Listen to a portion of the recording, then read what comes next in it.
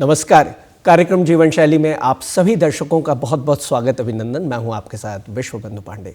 दर्शकों, जैसा कि आप जानते हैं, हम अपने इस कार्यक्रम में जीवन शैली से जुड़े विषयों पर बातचीत करते हैं और आज हम लेकर आ रहे हैं एक बहुत ही खास विषय जिस पर चर्चा अवश्य जरूरी है। आज का हमारा विषय है बोर्ड परीक्षाओं की तैयारी और इस विषय पर बातचीत करने के लिए हमारे साथ खास मेहमान हमारे स्टूडियो में मौजूद हैं। हमारे साथ में है डॉक्टर रणबीर सिंह, जो कि संयुक्त सचिव हैं सीबीएसई के। डॉक्टर साहब, आपका बहुत बहुत स्वागत, अभिनंदन दूरदर्शन उत्तराखंड के स्टूडियो में। धन्यवाद। मेरी तरफ से पूरे देवभूमि के सभी जनमानस को और सभी बच्चों को बहुत बहुत नमस्कार और बहुत बहुत प्रणाम। और मैं दूरदर्शन देहरादून का भी धन्यवाद अदा करता हूँ और कोशिश है कि कुछ करें उत्तराखंड देवभूमि में। कोशिश है कि बच्चों के लिए कुछ अच्छा करें, कोशिश है कि बच्चों के लिए जीवन को बेहतर बनाने के लिए हम सहयोग करें। जी डॉक्टर साहब, जैसा कि आज का विषय काफ़ी खास है कि बोर्ड परीक्षाओं की तैयारी, इस विषय पर हम चर्चा करने जा रहे हैं। तो सबसे पहले हम शुरुआत इसी बात से करना चाहेंगे कि बोर्ड परीक्षाओं का जो प्रारूप है, हमने देखा है कि विगत कई वर्षों से इसमें काफ़ी सहजता अपनाई जा रही है, काफ़ी सहज बनाया जा रहा है इसके प्रारूप को। तो सीबीएसई की क्या योगदान है, क्या भूमिका इसमें? जी, सीबीएसई का छोटा सा मैं परिचय देना चाहूँगा कि सीबीएसई अभी वर्तमान समय में लगभग 30,000 विद्यालय सीबीएसई के पास है और उनमें से 400 विद्यालय करीब हमारे बाह्य 26 देशों में भी है। और सीबीएसई अपने आप में एक स्कूल एजुकेशन में एक नेशनल लीडर की तरह काम कर रहा है। जहाँ तक सहजता और किसी और पाठ्यक्रम की बात आप कर रहे हैं, तो उसमें मैं ये कहना चाहूँगा कि अगर हमारी डिमांड जो है, बिल्कुल, उसको हम प्रतिपूर्ति करते हैं, जो डिमांड वर्तमान में है, और उस प्रतिपूर्ति के लिए हमारे पास कोर्स का डिज़ाइनिंग और हमारे जो जनमानस के अपेक्षाओं के आधार पर बच्चों के लिए तैयारियां और बच्चों को हम कैसे एक विकसित मार्ग पे लेके जाएं, बिल्कुल, तो अगर हम उसकी प्रतिपूर्ति करते हैं और वो पूरा कर पाते हैं, तो वो हमारा उद्देश्य परक रहता है। और इसी के तहत कोई सहजता ऐसी नहीं है, क्योंकि बच्चों को हम लोगों को किस तरह से आज के इस कठिन परिवेश में हमने बच्चों को कैसे बहुत बेहतरीन तरीके से आगे लेके जाना है, सीबीएसई वो काम कर रहा है। बिल्कुल, और यही हम समझते हैं कि युवाओं की क्षमता को उन्नत बना दे, ये सीबीएसई का सबसे बड़ा कार्य है। बिल्कुल जी डॉक्टर साहब, हम परीक्षाओं पर तैयारी विषय है, इस पर बात कर रहे हैं। तो सिलेबस जो होता है, पाठ्यक्रम जो है, वो किस प्रकार से ज़रूरी है किसी भी तैयारी के लिए? हालांकि कोई भी एग्ज़ाम हो, लेकिन खासकर अगर हम बोर्ड परीक्षाओं की बात करें। जी, बोर्ड परीक्षाओं का अभी पूरा शेड्यूल जारी हो चुका है 2024 की, और 15 फरवरी से बोर्ड परीक्षाएं 10वीं की भी और 12वीं की भी। चूँकि हर पेरेंट्स का, हर बच्चे का एक बोर्ड परीक्षा में, खासकर 12वीं में तो बहुत बेहतरीन प्रदर्शन चाहते ही हैं, पर 10वीं में भी सेम उसी तरह से रहता है। और उसमें जिन विषयों को फोकस्ड रहते हैं, चूँकि विषय तो बहुत सारे हैं, 10वीं में भी बहुत सारे विषय हैं, अभी स्किल एजुकेशन भी है और इलेक्टिव सब्जेक्ट्स भी हैं, लैंग्वेज भी है।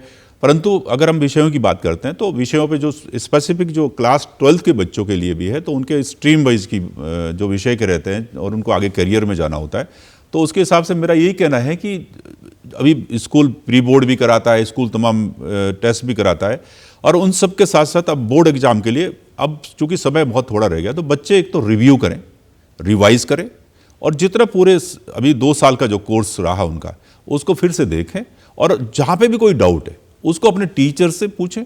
और बहुत सारे पोर्टल भी, दीक्षा पोर्टल है, यूट्यूब ट्यूटोरियल है, और बहुत सारे हमारे पास और संसाधन भी है, जिसकी वजह से बच्चे अपने आप को उसमें से जानकारियाँ ले सकते हैं और उसके हिसाब से निर्भीक होकर, जी, बिना किसी स्ट्रेस के परीक्षाओं में सम्मिलित हों। जी, और हमारे प्रयोगात्मक परीक्षाएँ और प्रोजेक्ट्स वगैरह शुरू हो चुके हैं।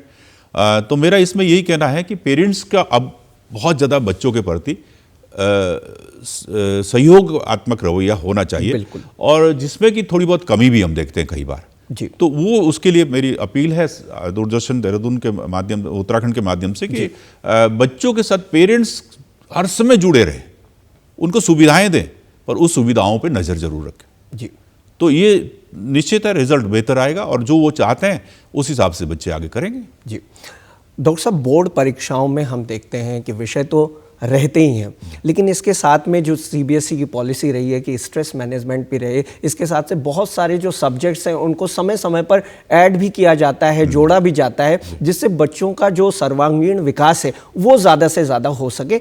तो इस पर आप क्या कहना चाहेंगे कि लगातार कई वर्षों से हम देखते हैं कि इसमें जो एक्स्ट्रा सब्जेक्ट्स हैं वो जोड़े जा रहे हैं, इसके पीछे क्या मंशा है? जी, चूंकि अभी मैं आपसे कह चुका हूं कि डिमांड के आधार पर प्रोडक्ट होता है जी। अगर हमारा प्रोडक्ट एक्सेस है और डिमांड है नहीं तो फैक्ट्री चलेगी नहीं, हमारी यूनिट्स चलेंगे नहीं। बिल्कुल। अगर हमारा डिमांड ज़्यादा है और प्रोडक्ट कम है, प्रोडक्शन कम है, तो भी वो समतुल्यता नहीं है, तो इसका मतलब हमारा फिर वो चीज़ें नहीं बनती। मेरा केवल इसमें ही कहना है, क्योंकि अभी जितना कोर्स का डिज़ाइनिंग है जी, और जितना कुछ वर्तमान में जो हमारी ज़रूरतें हैं उसके हिसाब से होता है। अभी आर्टिफिशियल इंटेलिजेंस आया है जी, आर्टिफिशियल इंटेलिजेंस को अगर हम आज बोलते हैं कि आज आया, ये आज नहीं, ये तो द्वापर में भी था।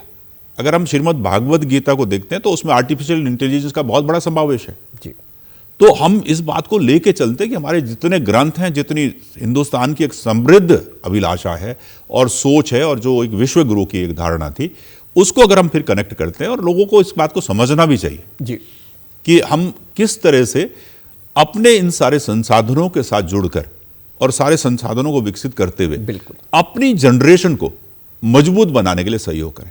बिल्कुल, अगर हमारा भविष्य संस्कार से परिपूर्ण होगा तो उसका यश भी हमें मिलेगा। बिल्कुल, कि सही हम बात लोगों ने परंतु अगर कल संस्कारविहीन समाज खड़ा होता है तो उसका अपयश भी हमें ही मिलेगा। तो हमारी सीधी सी बात है, शिक्षा एक शिक्षा है कि पाठ्यक्रम विषय उसको पढ़ा दिया जाए, एक शिक्षा है कि हम उसको नैतिक शिक्षा, आचरण की शिक्षा, विचारों की शिक्षा और समर्पण की शिक्षा से प्रेरित करें। जी, जिस दिन हम इन चीजों को कर लेंगे उस दिन वो निश्चित है मार्ग में आगे बढ़ेगा ही बढ़ेगा, उसको कोई रोकने वाला है नहीं। तो पाठ्यक्रमों की सजावट उसी हिसाब से होती है। बिल्कुल सही बात। आज प्रैक्टिकल्स पे जोर दिया जा रहा है, आज प्रोजेक्ट्स पे जोर दिया जा रहा है, इसलिए कि जो एक स्ट्रेस लेवल है बच्चों का उसको कम हो और वो अपने आप को इन्वॉल्व करे उस प्रैक्टिकल और उस उस प्रोजेक्ट के माध्यम से। क्रिएटिविटी, जी, क्रिटिकल थिंकिंग, इस पे फोकस्ड रहे और वो अपने मार्ग में खुद अगले जो अपना स्टेप रखने जा रहा है वो स्टेप को बहुत मजबूती से रखे। यही उद्देश्य सीबीएसई का है। जी। और ये तो आपने बहुत ही सही कहा कि जो सजावट है वो इस तरह से की जाती है ताकि स्ट्रेस ना रहे और बच्चे जो हैं वो सब्जेक्टिव रूप से ज़्यादा अच्छा करें और अपनी दक्षता को प्राप्त करें, तभी तो जीवन में उन्नति को हासिल करेंगे। अभी सीबीएसई ने टोल फ्री नंबर्स अलाउ किए हुए हैं। सीबीएसई ने हर स्टेट में हर जगह पे काउंसलर्स नॉमिनेट किए हुए हैं। वो बच्चों को काउंसलिंग करते हैं, बच्चों के कोई प्रश्नों के उत्तर देते हैं, बच्चों को मोटिवेट करते हैं। जी, और मेरा मानना यह है कि अगर हम किसी भी चीज़ को लेके चलते हैं और कुछ उद्देश्यों को पाना चाहते हैं तो हम उदाहरण लें अरुणिमा सिन्हा का। जी, एक टांग से एक विकलांग बेटी बिल्कुल, एवरेस्ट पे तिरंगा लहराती है और दुनिया के 5 और पर्वतों पर तिरंगा लहराती है। हम उदाहरण लेते हैं उस कैरोली का जो हंगरियन आर्मी में एक सोल्जर था कि जिसके कि दायां हाथ उस एक्सरसाइज में चला गया और वो एक बहुत बड़ा शूटर भी था, परंतु उसने अपने बाएं हाथ को तैयार किया और फिर 2 बार जो है ओलंपिक मेडल जीता, एक बार राष्ट्रीय चैंपियनशिप जीती और इतना बड़ा नाम किया। तो हम इन सब चीज़ों को अगर लेके चलते हैं तो आज हमारे पास सब मार्ग है। जी, हमारे पास सरकार मदद कर रही है, हमें सिस्टम मदद कर रहा है, हमारे पास हमारा शिक्षक मदद कर रहा है, हमारे पास हमारे संसाधन सारे मदद कर रहे हैं। बिल्कुल। पर अगर हम उसको ठीक से यूटिलाइज नहीं करेंगे तो फिर दिक्कतें आएगी, नहीं तो कहीं दिक्कत नहीं आ सकती। बिल्कुल, अवसरों की कमी नहीं है। बिल्कुल। और अगर अवसर मिलता है, चाहे किसी भी तरह की परिस्थितियां हो, लेकिन व्यक्ति अगर परिस्थितियों से जूझता है, आगे बढ़ता है, चाहे वो परीक्षाओं की बात हो या जीवन में किसी भी संघर्ष की बात हो। डॉक्टर साहब, अब हम आते हैं प्राथमिक रूप में, अगर हम तैयारी जब करते हैं बोर्ड परीक्षाओं की, खास तौर से इसमें जो बच्चे होते हैं, एक अब तो पीयर प्रेशर है नहीं, ये बहुत कम किया गया है सरकार की विभिन्न योजनाओं के माध्यम से भी। तो अब हम तैयारी पर आते हैं। तैयारी को लेकर के बात एक सामने आती है कि जो पिछले वर्षों के प्रश्न पत्रों का अध्ययन है वो कितना ज़रूरी है बोर्ड परीक्षाओं के लिए खुद को तैयार करने में। जी, हकीकत तो यह है कि जितने हमारे जो पिछले वर्षों के जो प्रश्न पत्र हैं, चूँकि समय समय पर जी प्रश्न पत्रों का डिज़ाइनिंग बदलता है, उसका कंपोनेंट अब मार्क्स के हिसाब से डिज़ाइनिंग हो जाता जी। है। अब ये बच्चों का स्ट्रेस लेवल कम करने के लिए, बच्चों को तनाव से मुक्त रखने के लिए फिर हर बार कुछ ना कुछ बदलाव आते हैं। पर हाँ, 3 साल बहुत पीछे ना जाए, जी। पिछले 3 सालों के प्रश्न पत्र जो 2024 में बच्चा अपीयर हो रहा है, उसको 2023 और 22 के प्रश्न पत्र देखने से एक तो उसको एक लाइन मिलती है कि मुझे किस तरह से इसमें किस तरह के प्रश्नों का सामना करना पड़ेगा और किस तरह के प्रश्न आ सकते हैं, संभावित प्रश्न क्या है। दूसरा, उसको पिछले प्रश्न पत्र जब देखेगा तो उसकी सीबीएसई की तरफ से वेबसाइट पे मार्किंग स्कीम भी अवेलेबल है जी। सैंपल क्वेश्चन पेपर भी अवेलेबल है। तो उसको वो मिलान करे, उसको देखे, समझे कि मार्किंग स्कीम का क्या उद्देश्य है। तो उसके हिसाब से कि अगर बच्चा जो है एक 4 नंबर का प्रश्न को हल करता है और उसमें से वो 2 नंबर की उसको आता है और 2 नंबर का नहीं आता है, तो वो 2 नंबर का मतलब वो 4 नंबर के प्रश्न में से जो 4 स्टेप में बांटा हुआ है, एक नंबर का बांटा हुआ है, या 2 नंबर में 2 स्टेप में बांटा हुआ है, तो अगर उसको एक स्टेप आता है तो एक स्टेप जरूर करे जी। ऐसा ना करे कि अब मुझे ये आधा आ रहा है, आधा नहीं आ रहा, तो छोड़ दे, उसको एक स्टेप के मार्क्स मिलेंगे जी। तो ये मेरा इसमें ये कहना है कि प्रोजेक्ट भी है, प्रोजेक्ट में भी अच्छी प्रस्तुति दे। विद्यालय का चूँकि ज़्यादा जोर इस पे ना दें कि मुझे इधर से छानना है, उधर कहीं दूसरी जगह से मिलेगा अच्छा या इस किताब से अच्छा मिलेगा। 2 साल का जो कोर्स पूरा डिज़ाइन किया, 2 साल सेकेंडरी लेवल पे 9th और 10th, और फिर 11th और 12th सीनियर सेकेंडरी लेवल पे, उसको फिर से देखें, उसको समझ लें, और जो जितना सैंपल पेपर के हिसाब से कोर्स का डिज़ाइनिंग भी अवेलेबल है उसको समझें और उसके हिसाब से अपने निर्भीक होकर, बिना किसी स्ट्रेस के, बिना किसी तनाव के परीक्षा में अपीयर हों। अब तो बहुत सुंदर सा एक परीक्षा का मेथड भी है कि पहले 20 प्रश्न जी सिंगल वर्ड आंसर है, और उसमें उसको 20 नंबर तो अगर उसने ठीक से तैयारी करी है, और वो क्रिटिकल थोड़े से रहते हैं और ट्रिकी भी रहते हैं, बाकी उसका सीधा सीधा 1 नंबर का प्रश्न है, उसमें या तो 0 मिलेगा या 1 मिलेगा।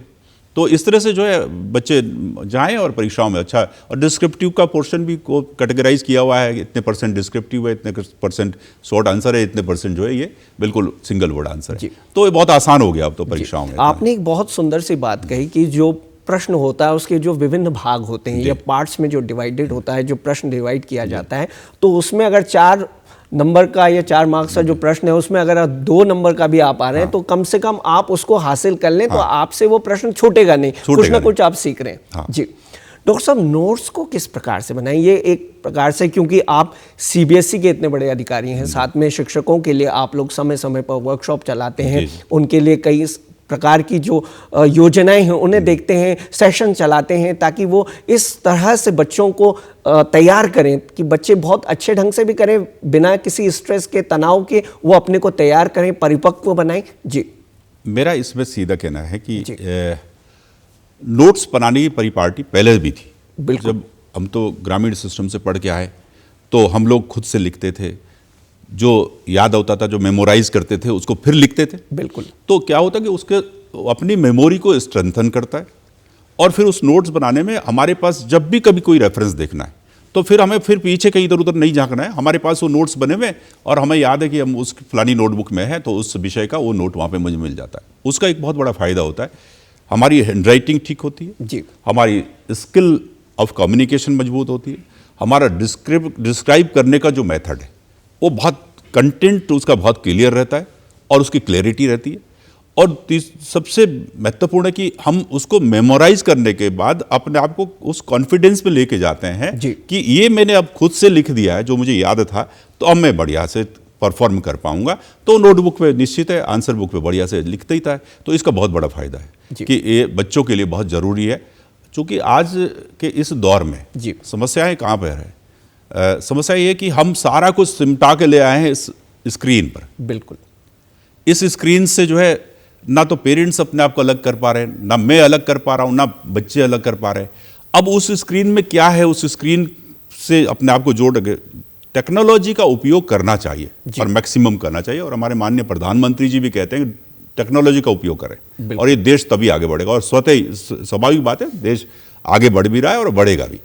परंतु टेक्नोलॉजी का उपयोग करते हुए हमें ये देखना चाहिए, टेक्नोलॉजी हमारा समय बचाती है जी। तो समय बचाने के लिए तकनीकी आई है और ना कि हम अपना सारा समय टेक्नोलॉजी उस बिना बात के उस सोशल मीडिया और इधर उधर की बातों पे करते। तो बच्चों को अपने आप को बहुत एक दिशा से जोड़ना होगा, पेरेंट्स को उसको सहयोग करना होगा, और उस सब में हमें यही उत्तर मिलता है कि अगर हम सब सहयोग कर रहे हैं बच्चों को और बच्चों को एक दिशा दे रहे हैं तो निश्चित है वो रिजल्ट अच्छा लेके आएगा जी। तो इसमें कोई दो राय नहीं है कि हमें किसी भी काम करते हुए हमें उसको रिवाइज नहीं करना चाहिए, उसको रिव्यू नहीं करना चाहिए, उसको मेमोराइज नहीं करना चाहिए। वो सब करने के साथ साथ हमें उसको नोट पे लाना चाहिए और नोट करके उसके नोट्स बना के अपने पास रखना। बिल्कुल, जब नोट्स बनेंगे तभी तो रिवीजन हो पाएगा और अच्छे ढंग से। डॉक्टर साहब, आज का डिजिटल प्लेटफॉर्म, जैसा कि अभी आपने बातचीत भी की है, बहुत सारा कंटेंट जो है वो निश्चित रूप से हमें बहुत आसानी से मिल जाता है, लेकिन जब परीक्षा का समय नज़दीक आ जाए, खास तौर से इतनी महत्वपूर्ण परीक्षाएं हैं और इन्हीं परीक्षाओं से तो आगे का भविष्य बनता है किसी भी बच्चे का, ये एक जाहिर सी बात है। तो किस तरह से आज के डिजिटल युग को ऑनलाइन प्लेटफॉर्म में जो सामग्री है, जो मटेरियल अवेलेबल है, उसे यूज़ करें ताकि वो एक सही दिशा की ओर जा सके, इस पर आपके क्या विचार हैं? हालांकि अभी आपने बातचीत भी की। मेरा इसमें मानना है कि हमारे सरकार ने, चूंकि अभी सरकार बहुत बड़ा काम कर रही है जी। और सरकार जो है चाहती है कि जनरेशन जो आ रही है, जो आज बच्चा स्कूलिंग में है जी, वो जब देश के आज़ादी का 100वां साल सेलिब्रेशन हो रहा होगा 2047 में, बिल्कुल, तो उस समय वो किसी ना किसी मुफाग में बैठा होगा, बिल्कुल, और वो इस तरह से मजबूती से वहां पे काम करे, बहुत समर्पण भाव से, निष्ठा से, लगन से, और उस उद्देश्यपरक स्थितियों से काम करे जिससे कि देश का विकास हो, देश विकसित होगा, देश का विकास होगा, देश मजबूत होगा, बिल्कुल, राज्य मजबूत होगा, राज्य मजबूत होगा, परिवार मजबूत होगा। परिवार जिस दिन मजबूत होगा उस दिन मैं भी मजबूत होऊंगा। इसका मतलब है कि अगर मैं अपने आप को मजबूत रखना चाहता हूं तो मुझे देश से कनेक्ट होना पड़ेगा। तो इसमें सीधी सी मैं ये कहूँगा कि हमें इधर उधर की वेबसाइट पे, इधर उधर की जगहों पे नहीं झांकना है जी। बहुत सारे दीक्षा पोर्टल अवेलेबल है, बहुत सारे गवर्नमेंट के ऐसे पोर्टल्स हैं जो हमारे को बहुत सारी चीज़ें देते हैं। हर बोर्ड की तरफ से भी, सीबीएसई का मैं बता रहा हूँ, सीबीएसई की साइट पे जाएंगे, सीबीएसई ने बहुत सारे कंटेंट्स जो है, बहुत सारे बच्चों के हितों में जो है इतने सारे चीज़ें वेबसाइट पे डाल दी है और उपलब्ध करा दी है कि बच्चों को इधर उधर घूमना ही नहीं है। और फिर भारत सरकार की तरफ से, शिक्षा मंत्रालय की तरफ से जो है बहुत सारी चीज़ें वेबसाइट पे अवेलेबल है। तो केवल और केवल फोकस्ड रहें कि मुझे कहाँ से मेरे जीवन को बेहतर बनाने के लिए उद्देश्यपरक चीज़ें मिले, ना कि किसी लुभावनी एडवर्टाइजमेंट पे या इधर उधर के बोर्ड पे या इधर उधर। आज देख रहा हूँ कि साहब ये किताब बहुत अच्छे राइटर की है या बहुत अच्छी सजावट वाली है, पता चला उसमें अंदर उसके कंटेंट उतने अच्छे नहीं है। तो हमें ज़्यादा इधर उधर नहीं भटकाना चाहिए। हमें स्कूलिंग में खासकर ये उद्देश्य रखना चाहिए कि मैं जहाँ पे हूँ और मैं उस ऑथेंटिक वेबसाइट को, ऑथेंटिक किताबों को और एक अच्छे राइटर्स की, और जो प्रिस्क्राइब्ड है सरकार के द्वारा भी, उस पर ध्यान दूँ। एनसीईआरटी का देखें, आज कोई सिविल सर्विसेज की तैयारी कर रहा है, उसको क्लास 5 से लेके एनसीईआरटी की किताबें फिर से पढ़नी पड़ रही है जी, क्योंकि वो बेस्ड वही है। तो आगे चल के जो है अगर उसको मजबूत रहना है तो उसमें ज़रूर उसको ज़्यादा ना भटकाव करके एक दिशा पे चलते हुए और उस एकाग्रचित्त से और कुछ जगहों से अपने अच्छे से चीज़ों को प्राप्त करें और उसके हिसाब से काम। ये आपने बहुत अच्छी बात कही डॉक्टर साहब की जिस तरह का बोर्ड जिससे आप शिक्षा ग्रहण कर रहे हैं, चाहे सीबीएसई की बात हो, अन्य माध्यम हो, उससे ये ज़रूर होना चाहिए कि हम अच्छी तरीके का जो कंटेंट है वो देखें, ज़्यादा इधर उधर भटकाव ना करें क्योंकि समय भी शेष रहता है। डॉक्टर साहब, एक प्रश्न, और ये बात बहुत ज़्यादा सामान्य रूप से आती है, बच्चे भी उत्सुक होते हैं कि खेल कूद को लेकर के अगर हम बातचीत करें, स्पोर्ट्स को लेकर बातचीत करें, खास तौर से जब ये परीक्षाओं का समय आता है तो खेल, माँ बाप जो होते हैं, पेरेंट्स होते हैं, वो भी कहते हैं कि समय अब ज़्यादा खेलने में मत खराब करो, ज़्यादा पढ़ाई लिखाई करो। लेकिन ये जो कॉन्सेप्ट है, स्पोर्ट्स का जो कॉन्सेप्ट है, खेल कूद की जो बात है, इस पर आपके क्या विचार हैं? ये कितना ज़रूरी है, इन परीक्षाओं की बात करें या कोई भी अन्य परीक्षा हो? जी, मैं आपको इस छोटे से अपने उदाहरण में समाप्त करूंगा इसी बात को पूरी को, कि पहले कहा करते थे, खेलोगे कूदोगे बनोगे खराक, पढ़ोगे लिखोगे बनोगे नवाब। जी, वो आज नहीं है।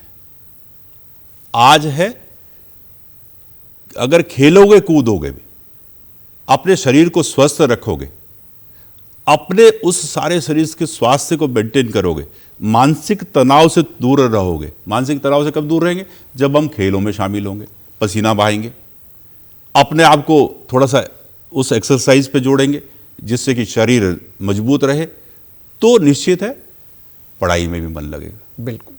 पढ़ने के लिए हमें अपने दिमाग को स्वस्थ रखना बहुत जरूरी है, अपने शरीर को स्वस्थ रखना जरूरी है। अगर शरीर बीमार है, मानसिक तौर पर भी बीमार हूँ, स्ट्रेस में हूँ, एंग्जाइटी महसूस कर रहा हूँ, तनाव महसूस कर रहा हूँ, तो कहाँ से फिर पढ़ने में भी मन लगेगा? तो सबसे पहले जरूरी है कि खेलना कूदना भी बहुत ज़रूरी है। मेरा माता पिता से, उत्तराखंड देवभूमि के सभी जनमानस से, बच्चों से भी अनुरोध है इस प्लेटफॉर्म के माध्यम से कि बिल्कुल बच्चों को खेलने कूदने से रोके नहीं, उनको खेलने कूदने के लिए भी समय दें, उनको थोड़ा सा अपने आप को मजबूत रखने के लिए शारीरिक व्यायाम और शारीरिक मजबूती के लिए जरूर सहयोग करें, उसको इन्वॉल्व करें उसमें, सो दैट वो अपने उस क्रियाकलाप से भी दूर रहे। सोशल मीडिया हर समय जो मोबाइल, व्हाट्सएप, चैट और ये फेसबुक और इधर उधर की चीज़ों पे जो समय देते हैं उससे भी दूर रहे। क्योंकि आज हमारे लिए कहाँ पे दिक्कत है? आज हमारे लिए एक ही बात की दिक्कत है कि हम बच्चे को संसाधन सब दे रहे हैं। बिल्कुल। उसको लैपटॉप भी दे रहे हैं, टैबलेट भी दे रहे हैं, उसको मोबाइल की फैसिलिटी भी दे रहे हैं, उसके रूम में सब सुविधाएं, परंतु उसको हम देख नहीं पा रहे हैं कि वो रात को 1 बजे तक उस किताब के में देख क्या रहा है या अपने रूम में कर क्या रहा है, तो उसको हम देख नहीं पा रहे।